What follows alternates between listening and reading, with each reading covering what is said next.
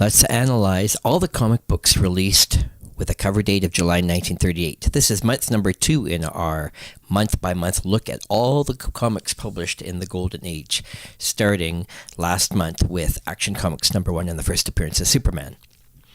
So, month number 2, July 1938. We see there's 23 comics released this month with this cover date. 11 of the 23 titles actually debuted in 1938. We'll see that Centaur Comics had the most individual titles out on the stands this particular month. And this chart lets us look at how many copies are on the CGC census, and we get to look at and compare the overstreet price guide values of each one of these books. So let's go through this. Let's look for some observations here.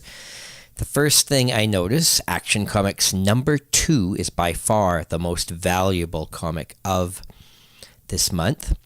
It is also the most common book on the CGC census, so there's a definite connection there. The high price tag has helped draw out more copies.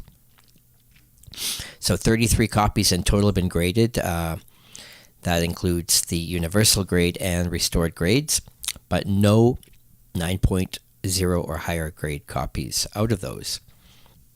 And we see $9,700 for a low grade copy, up to $175,000 for a copy graded near mint 9.2. Of course, this is just using price guides. So if you look down below, we see totals.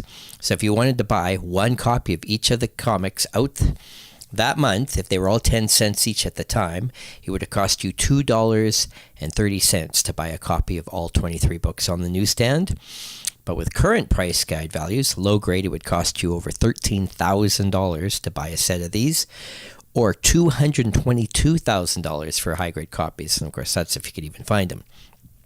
Because as we look at the CG census, we'll now see that we actually can't even obtain most of these books in high grade, even if we wanted to. They just don't exist.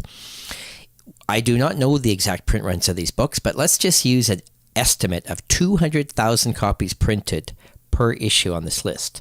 So 200,000 times 23 different books, that is 4.6 million comics were on the newsstands potentially that month.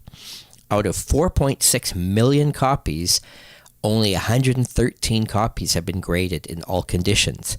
And if we can look at only the high-grade copies, only 10 copies out of 4.6 million copies have survived to be graded by the CGC in high grade.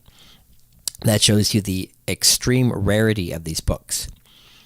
Now, most of these do not have superheroes in them, so a lot of them are not considered hot or great speculative type material.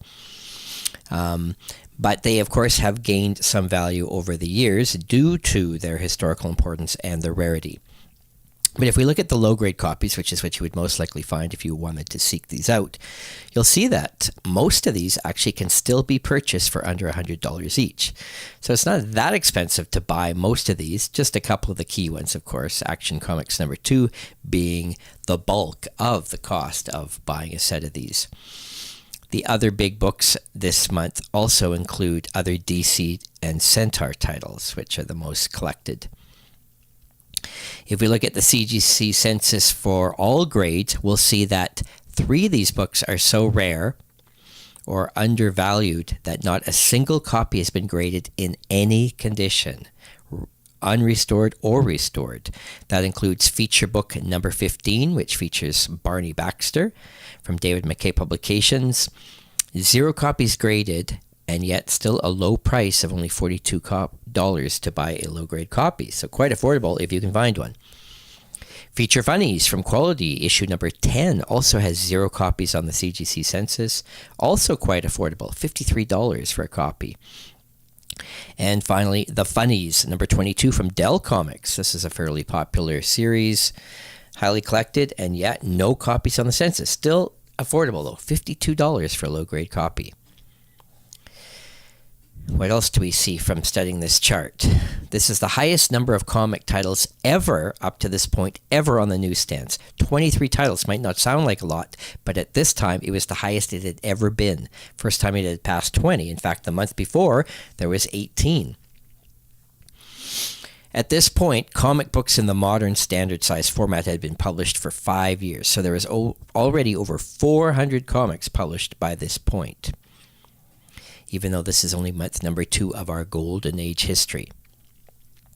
2 new series debuted this month. Little Giant Comics number 1 from Centaur. It's got a heftier price tag of $200 for low grade. And Keen Detective Funnies number 8. And that one is also from Centaur. It isn't number 8, but it is actually the first issue of this title. And it's worth a hefty $300. So what books seem to be a bit more common than others? Well, yes, the Action Comics number 2 by far has the most copies on the census. After that, it's Detective Comics number 17. And after that, it's a tie between Crackerjack Funnies number 2 and Mickey Mouse Magazine number 34. So those are more the highly collected titles, generally have higher price tags.